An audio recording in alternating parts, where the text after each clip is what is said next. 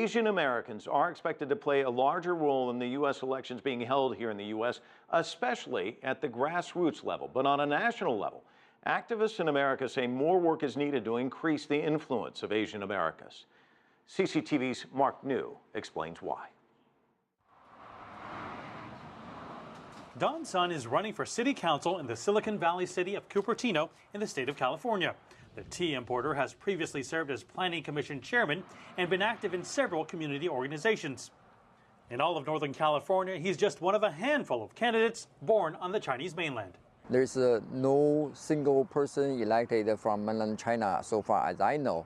So I want to set up some example for the people. We need to love this country and do something for the community.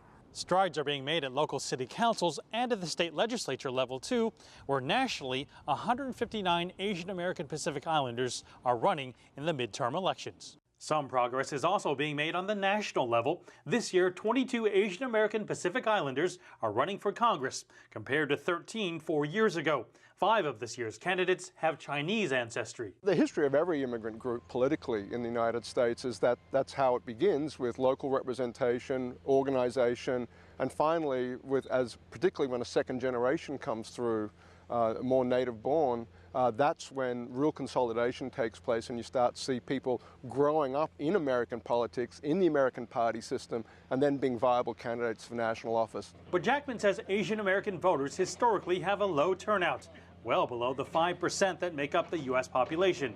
We don't want our kids just the academic achievement and the excellence, but also community-wise they can care of others, especially neighbor, and share the same compassion to the human being. Sun brought his son Christopher to vote Tuesday for the first time. I just became of age and it was a milestone, so I feel proud that I could be participating in the community. Don Sun says only about 1/5 of the Chinese population in Cupertino is even registered, but that won't discourage him from continuing to work for political change. Mark New, CCTV, Cupertino, California.